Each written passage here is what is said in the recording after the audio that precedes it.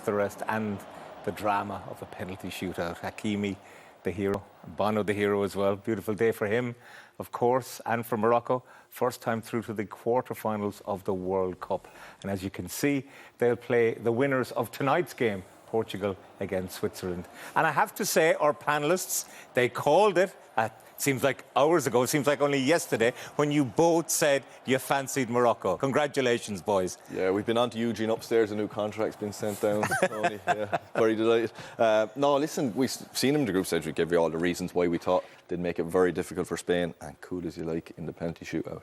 Unbelievable. The King of Morocco put on 2 or 3 his own big jumbo jets to bring fans over. They got 5,000 extra tickets. You could see them in the stand there. They made it. It was like a home match for them. So, yeah, unreal for that country. That's the joy and that's the magic of the World Cup, isn't it? Yeah, it really is. It's a great story. Nobody talking about them prior to the tournament, Tony, was there? Even in terms of kind of the African sides, Arab teams, hardly got a mention. But as the tournament is progressing, as I've seen them play, I've been more impressed with them. Just the togetherness. I know it's an easy thing to say. Look at the scenes that we're seeing there. The togetherness of the squad, a huge buy-in from all the players. What I love about this team is they're limited, Tony, in certain respects. Have they got the best technical football, individual footballers in the competition? No. But the smart thing is the manager's recognised that and he's put a system in place which best suits these players and which is going to make his team competitive in this tournament. They were more than competitive in the group. They actually went and won the group, and now they've gone up against a very talented Spanish team, and they've gone one forward, and for me, deservedly won the game. These are incredible scenes, really, aren't they? And can you imagine, as I say, what it must be like for Morocco? And they felt that they were representing not just their own country, but Africa and Arab nations. And for the first World Cup to be held in the Middle East, for an Arab country to get through to the quarterfinals, it's remarkable. Yeah, and they've gone for a World Cup themselves a number of times to try host it, just reading up on them, doing research for the game. And they keep getting refused. Yeah, they keep getting refused. No, this won't do them any harm. They spent 50 or 60 million in the last few years on a whole new setup for all their international teams, from the youngest underage teams up to the senior team. They want to be able to bring their players, like, all playing for a lot of them playing for top European clubs, to come back to Morocco and be happy to come back and not just have those facilities at their clubs, but come back to their country and be able to stay in top-class facilities, top-class trainers. They've educated all their coaches. Now, this isn't the reason they've won this game, but, they're investing in their setup. They want to be successful. They have a vision for the future. So. And there's Walid Regragui, and as happened before, that he's been held aloft, and the connection that he has made very quickly, that's not easy to do, to come into a side which obviously had differences and was sundered, hadn't performed particularly well in the African Cup of Nations, and to come into the side and get them playing as well as he has. He did, yeah, getting Zizic on side as well. He's only had 7 games that is today. He didn't get them to the World Cup, but he's brought them together to get them working like he did. Conceding possession, sitting back, but to have the work rate, to get them to all buy into it as some performance. Yeah, a lot of different levels. Man management, bringing the whole group together. That comes down to kind of personality as well. Forming good relationships, individual relationships with the players, understanding the dressing room. He clearly has that. And then on the tactical side as well, which is absolutely huge. Always a criticism I've mentioned before about kind of African teams. They'd fall short in terms of their kind of organisation, particularly from a defensive point of view. A little bit naive they could be in certain situations, but that's been one of the strengths of this team. What's been interesting this time as well, of the 5 African countries that were at the World Cup, they each had an African coach to each of those countries as well. That had never happened before. When African countries got to the World Cup, it was a foreign coach in charge. So it shows another tale of the development of the game in that region. Yeah, I think so. The players now, over the last 10, 15 years, and players going to Europe, embedding themselves in the top European leagues, getting good quality coaching over there. You could argue the same now in terms of the coaching in Africa. Those African teams, managers now getting good experience in Europe and around the world. You can see that now, how these African teams are set up. Saudi Arabia were a very good example of that. Tunisia as well, for me. Really smart now in terms of how they set up their team. That argument now, they're a little bit kind of or they're definitely a little bit naive in their approach, doesn't stand up anymore, Tony. Really well set up now in terms of their organisation and setup. What about Hakimi at the end for the crucial penalty? Nerves of absolute steel, wasn't it? Didn't see it coming, did you? We're saying just welly it down the middle, please. After seeing a couple of the penalties missed by Spain in particular, where they're walking up, it's so casual. Was it Busquets? Did he wink at the ref before he took his and he ended up missing it? And that was just, what a way to do it. I remember Zidane doing something like that in a World Cup final and thinking, how could, I can't even imagine in a game as important as that to have the... Yeah, he did the right thing, but he's putting it down the middle. You always say, a keeper in that situation, he's always going to dive one way, Tony, isn't he? I don't think he's going to stand in the middle of the goal there. So clearly he kind of knew that. I would have been more tempted just to put my side foot through and put it down the middle. I don't think he does it if it's the other way around. He's trying to keep him in it. He's doing it because it's to win it, and there's maybe a little bit less pressure on him, but still. This is what it means. There's Walid Regragui again, and for Spain, well, they were a disgrace, really, weren't they? Didn't do enough. Tony, not good enough. Powder puff. We spoke about how technically how good they are, how they kind of move the ball, how they dominate possession, but that's only one facet of the game. You need to do more than that to win top quality competitions. I think you need a physical edge to you as well. I don't think they had that. They looked a little bit kind of soft when Morocco broke at them. They broke through them very easily. And dare I say, just a little bit of character as well when you really need it. When the game's going against you, you're not having it all your own way. Just got to dig deep collectively as a group. You got to get nasty with each other. Just drag a bit more out of the people around you. Be kind of more vocal on the pitch. Have a bit of a nasty side to you. Never got a sense this Spanish team had. What does it mean, or what does it say about the game? Spain out much earlier than people expected. Belgium gone home early. Germany gone home early. Italy, the European champions, didn't even qualify. I mean, is there a power shift, even if all the money is still in the European club game? I don't know. When you look at who's left in it, Tony, it's still the same names. France, Brazil, England. Well, Morocco now. Morocco are the one that are going surprisingly into the quarter-final. And is it an easier one against Portugal or Switzerland? That's the route they're taking, which is brilliant, because, you'd fancy him just as much as you fancy him tonight against either the Swiss or the Portuguese. So, after that, I think that'd be the end of the road for them. But, I wouldn't go as far as to say there's a big shift. I think every now and again in the World Cup you'll have a team come through, whether it was South Korea a number of years ago, I think Costa Rica in the 2014 World Cup, there was one team of surprise. It'd be more to me how disappointing Spain were. Like, I'm looking at my notes there, first half, one shot, I was in the side net, and second half, in the 90 minutes time, second half, it was they had one shot on target, but it was actually a wide free kick that went into the goalkeeper's arms. Like, for all the possession and all their players and all their football, to have two shots in 90 minutes, it's just embarrassing stuff. Will this suggest a change in tactic as well for teams? Tiki-taka didn't work for Spain today, and the lack of a number 9. Are teams looking like a Richarlison is a number 9 for Brazil? He's playing as a centre-forward. We see how, well, Erling Haaland is a phenomenon in his own right, but will there be a shift to come away from it? It will be interesting. I mean, let's not forget Spain had a huge amount of success 10, 12 years ago in terms of World Cup and European Champions. Tony, wasn't back-to-back, and I hardly remember them playing with an orthodox number 9 then. It was a kind of false number 9 there, David V as well, I remember. They haven't been past the last 16, though, since they won it in 2010. No, they haven't. They'll have to refocus and just have a look. Just have a look in terms of where they are. I just think they're a little bit one-dimensional in terms of their play. When I look at the other teams in the competition, I look at France have some wonderful football players, Tuchemani in centre midfield, Griezmann, those type of players. But they have a lot of physical edge. They have energy, kind of dynamism in the team as well. You're not going to outbully. Yeah, and you're not going to outbully, you're not going to outmuscle that French team. I don't think you're going to do that to the Brazilians either, to a certain extent. Kind of centre-halves, they have Casemiro in centre midfield as well. They can stand up to a little bit of that as well, I think. Even England, to a large extent, with the quality they have up the pitch, Bellingham and Declan Rice in central midfield gives them a real kind of physical element in that central area of the pitch. I don't think the Spanish had that, Tony. And I think after that initial victory against Costa Rica, how wonderful they were against really inferior opposition. They were really tested tonight for the first time in the competition, and they came up short. They certainly did well. It's a wonderful feeling for Morocco and for Africa, I think, this evening, that they've managed to get through to the quarterfinals. It really will change the perception of this World Cup, I think. Yeah, I don't think they'll be worried, to be honest with you, put myself into their headspace in terms of bigger picture stuff, in terms of African football and potentially the seismic effect it's going to have there. They really want to host the World Cup. They've been shot down 5 times. Yeah, even that, to be honest with you, Tony, I don't think that'd be the minds of the players. For me, it's about yourself, it's about your teammates, it's about your family in the stadium and watching home, and the greater kind of population back in Morocco. I think that's what really they're the drivers for you, I think, when you go onto the pitch, and that's what kind of comes out of you after the game. That's how I always felt anyway.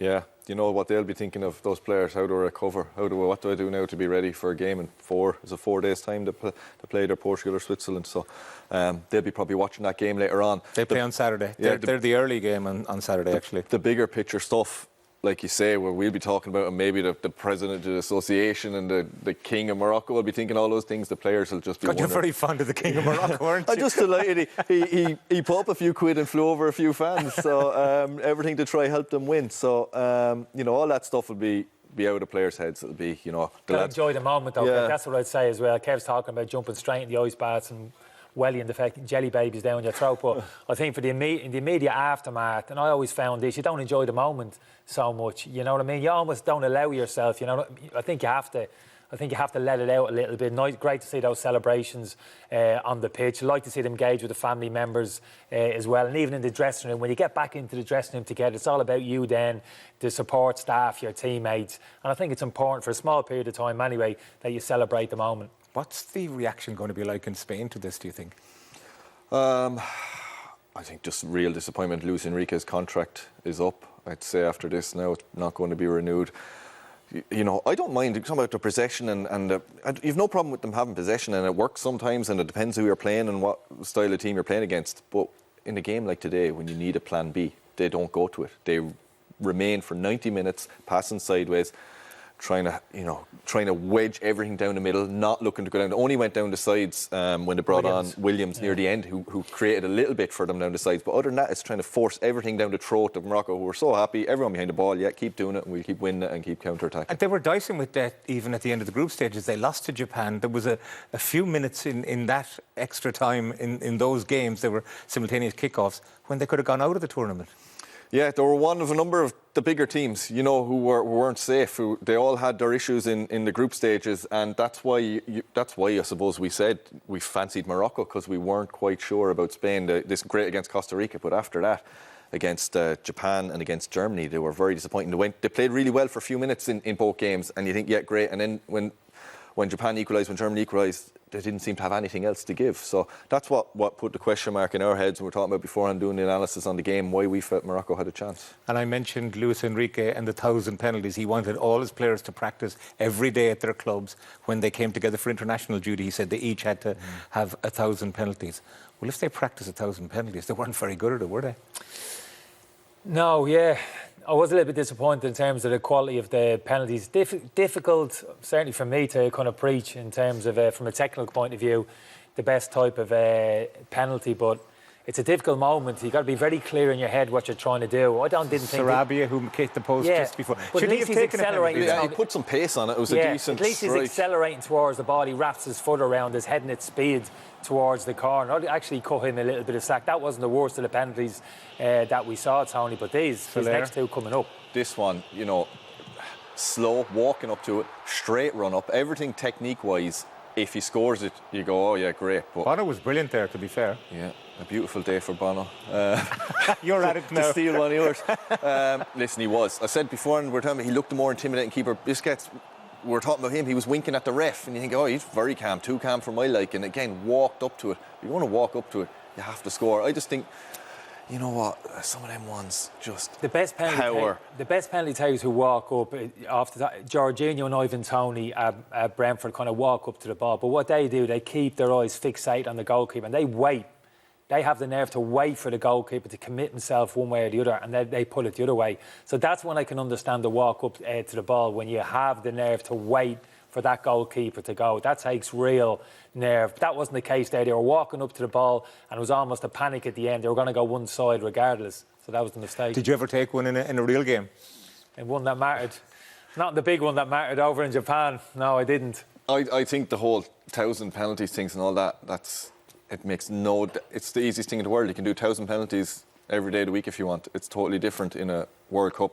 But knockout I stage. disagree when people used to say it's a lottery, because it's not a lottery. No, it's not. You practice your penalty. It's a skill. I took penalties all my career. I knew 3 days beforehand where I was going to put my penalty. I knew how many steps back I was going to take. I knew what angle I was coming at. So everything else out the window, I didn't have to be thinking about it. I didn't have to think about the keeper. I didn't have to care what he did. And that's all you can do. And you practice that then in the lead up to the week. But 1,000 penalties under no pressure, it makes no difference that way. But You I just think have it to does have a help you, routine. Kev, from a technical point of view. I think if you practice the technique, like you make your mind where it's going to go, keepers left and right, and you practice that technique, that gives you a little bit of confidence, I think, when you step up during a volatile atmosphere. Yes, you're feeling the nerves, but I think what can counteract that, if you have the confidence in yourself that you've executed the technique 10, 20, 30, 40, 50 times that week, I think that gives you a little bit more confidence when you step up to the ball than if you don't practice.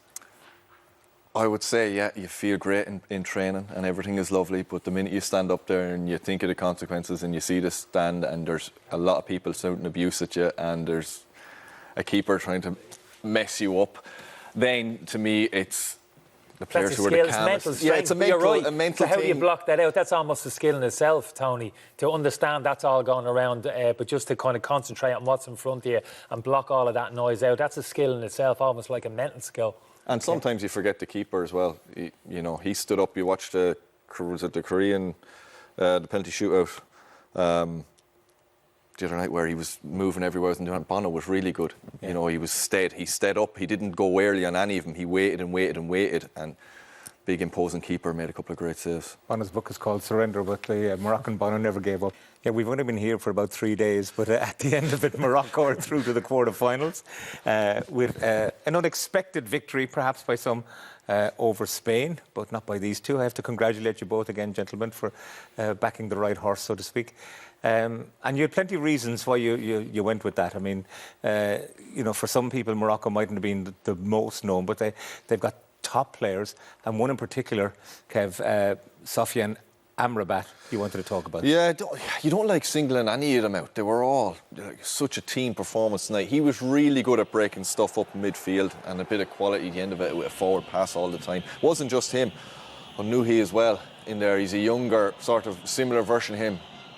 He plays for Fiorentina, but Nuhi beside him plays for Angers in France, and he's a lot younger. He's only 21, so you'd imagine that the Moroccan players getting this far in the tournament, be a lot of players, a lot of clubs looking at this three-man midfield. But again, picks the ball up, drives forward with it, plays a lovely ball here. I think it was just offside, but that's what you want to see. It's easy for that sitting defensive midfielder, win a few tackles, break it up, be happy with things, and then go sideways. He didn't. He looked to go forward, looked to be positive all the time. Again, Spain were forcing it down his throat, which he loved, right into where they were strong. But he still had to do it, still had to win those tackles, and he was going right to the final whistle. You loved the physicality of him and Morocco in general anyway, didn't you? Yeah, they were all physically strong, fit, and you think, will they tire in the second half? And they didn't. They made subs at the right time, in fairness. They brought on fresh legs. But they just never looked in fear, never looked panicked, never looked worried, happy to let Spain have that possession all day in front of them, and, delighted to bring it on. And as they did in their group, the same. Lower possession against Croatia, drew 0-0. Against Belgium, again, beat them 2-0. Less possession against Canada, I think, even, and still won 2-1. So, not having possession was not an issue to them. They were happy, they were confident. They're confident they could win without it. Certainly, Kenny, when we were talking about that before the game, possession stats don't necessarily mean as much as we sometimes think they do. No, not at all. They don't cover the ball, this Moroccan team. They give it up to you because they have confidence in their kind of defensive structure, and they'll wait. And they're not too passive behind the ball either, Tony. They'll jump out at you, they'll make physical contact. They're quite tenacious. We saw that Kevin Speaks there. Good on the counter. Amrabat, yeah, and that gives them the opportunity to break quickly. And if there was one small criticism, I'd say they were a little bit loose. When they did win the ball back and made those one or two quick passes, it was just when they got into good areas then, it was the final pass just let them down. Have a look at Ziyech here, 1v1. If he drives, look at the players in the middle of the pitch there, committing 3 players into the box.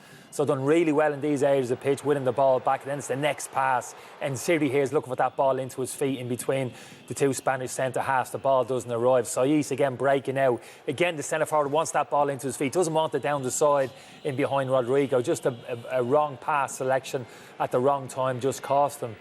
And this was pretty symptomatic of the whole game. Ziyech could expect more from him, again into the centre forward's feet, and he's got himself a 1v1 situation. And this was the game plan.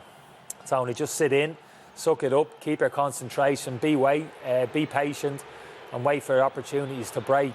This was Ensiri again just making his run too soon, and that would have frustrated the Moroccan manager, because he would have sensed that, look, there's real opportunities for us here. Yes, we're not dominating the game, but when we win it back, we're breaking very quickly at the Spanish back line.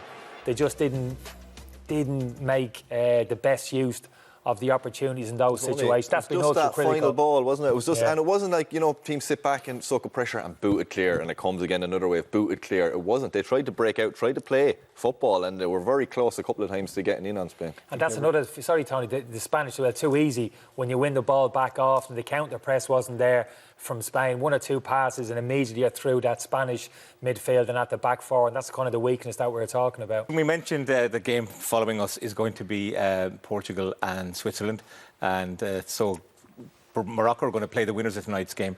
Ronaldo doesn't start. At his Man United career, he was, wasn't picked by Ten Hag. Yeah. Now to not be picked for the national side, what does that mean? Oh, this will hurt. This will really hurt. It's a big decision from the manager, I have to be honest with you. Not totally surprised. We all know the limitations Ronaldo has in his game at the moment. Such a big personality, such a big influence in the dressing room. It'll be difficult to see how the manager's going to get him back on side after this decision. But he's back the youngster, Ramos. I'm a big fan of him, up-and-coming star, really good player. And if he's very much the future going forward for Portugal, but it's a huge call from the manager, no doubt. If this one goes to a penalty shootout, it's written in the stars, Ronaldo will score the winner. That's if he'll come on. Might be gone home at that stage. I think it's a good decision. I think he'll be better without him, like Man United have been. And now that Morocco are in the quarter-final, can you see them going any further against Portugal or against Switzerland? Yeah, Absolutely. something similar. I would definitely give it a good game. Anyway, listen, whether Switzerland will probably be, or Portugal won't be as easy to play against, I think, as Spain, but it'll be a close one again. Hold on to those fezzes until the next